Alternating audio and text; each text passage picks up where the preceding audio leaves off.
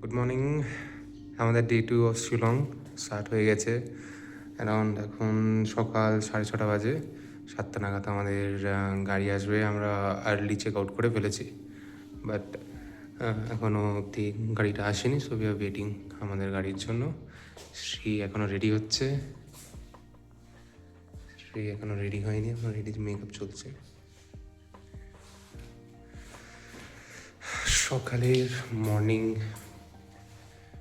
View শিলংয়ে খুবই ঠান্ডা, প্রায় 15 ডিগ্রি রাইট নাও। ভালো একটা রোদ বেরিয়েছে। তো আমরা রেডি হয়ে গেছি। আজকে আমরা যাচ্ছি চেরাপুঞ্জিতে। এই হচ্ছে শুভমের আউটফিট আর এই হচ্ছে আমার আউটফিট।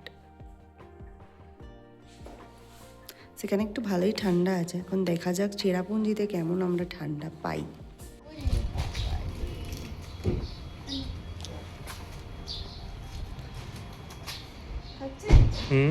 না খাইনি, ও খায় না, আমি বললাম তো এগুলো খাবে না। ও কে নিয়েছে? এই তো গুড রুবি, ও মুখে রেখে দিয়েছে। ডাইজেস্টিভ বিস্কিট, তো ডাইজেস্টিভ বিস্কিট ওটা তো আমাদের আহ্লাদের চক্করে খাচ্ছে। রুবি রুবি তাকাও এইদিকে।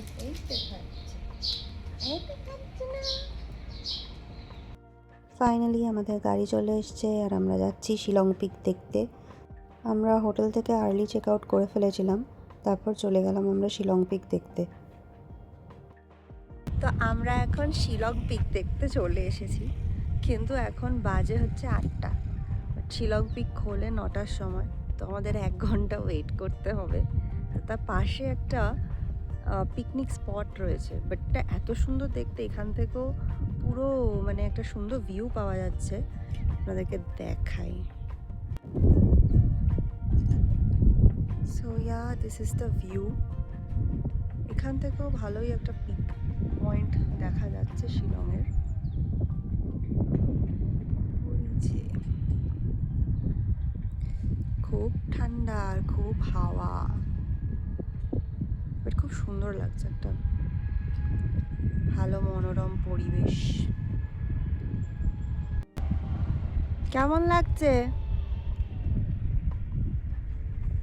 খুবই ভালো, খুব ঠান্ডা আছে, ভালোই ঠান্ডা আছে। এখনো 1 ঘন্টা ওয়েট করতে হবে শিলং পিকে যাওয়ার জন্য। বেশিক্ষণ দেখা যাবে না এখানে। আমরা চলে এসলাম বড্ড তাড়াতাড়ি, তাই 1 ঘন্টা এখানে একটু ওয়েট করেছিলাম। খুব ঠান্ডা ছিল, তাই বাইরে বেশিক্ষণ ওয়েট করতে পারিনি, গাড়ির ভেতরেই ওয়েট করেছিলাম। টুরিস্ট ভেহিকল পয়েন্ট অবধি অ্যালাউড নয়, যেহেতু এয়ারফোর্সের ক্যাম্পাস আছে। সো আমরা এই ইয়েলো ট্যাক্সিতে বসে চলে যাচ্ছিলাম থ্রু এয়ারফোর্স ক্যাম্পাস দিয়ে। আমরা পৌঁছে গেলাম Shillong peak. Entry fees per person 50 rupees করেছিল, but for hiring yellow taxi 200 rupees per vehicle পড়ছিল।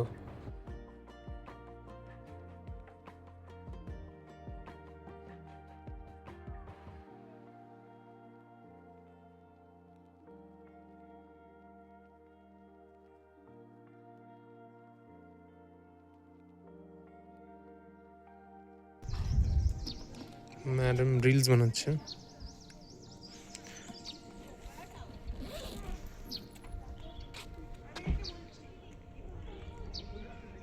শিলং, আমরা এখন শিলং পিকে আছি।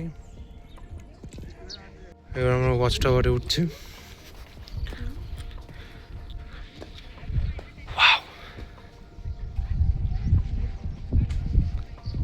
তো আমরা ব্রেকফাস্ট করতে চলে এসেছি। শিলং পিক দেখা কমপ্লিট হয়ে গেছে।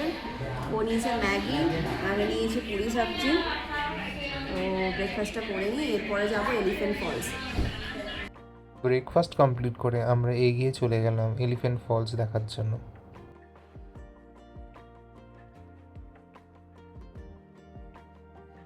দেখতে দেখতে আমরা পৌঁছে গেলাম এলিফ্যান্ট ফলসে।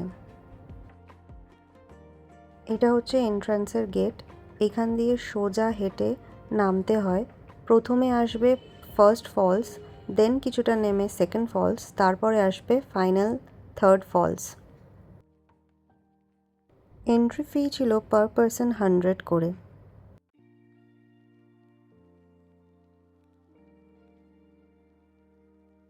কিছুটা যেতে না যেতেই চোখে পড়লো ফার্স্ট ফলস। এই পাথরটা এখন আর নেই না?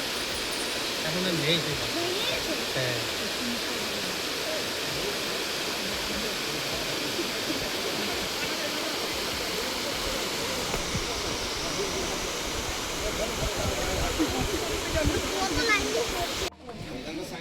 সেকেন্ড ফলস যাওয়ার জন্য অনেক কায়দা করে যাওয়া হচ্ছে।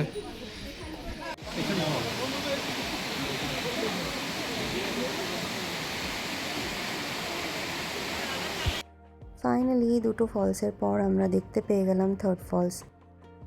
এলিফ্যান্ট ফলস দেখার পর আমরা বেরিয়ে পড়লাম মকডগ ভ্যালি দেখার জন্য। মাওদং ভ্যালি, ভ্যালি ভ্যালি হয়েছে।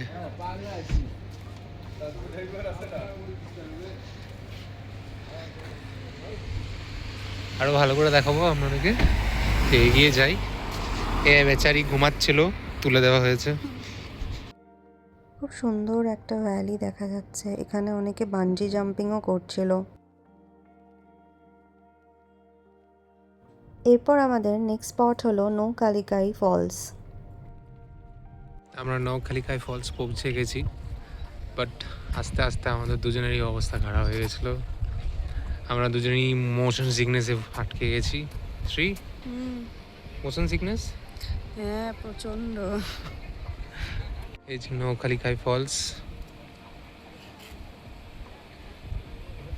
তো আমরা লাকি যে আমরা ফলসটা দেখতে পাচ্ছি, নাহলে অনেকে যারা এসছিল এর আগে তারা পুরো ফলসটা ড্রাই পেয়েছিল।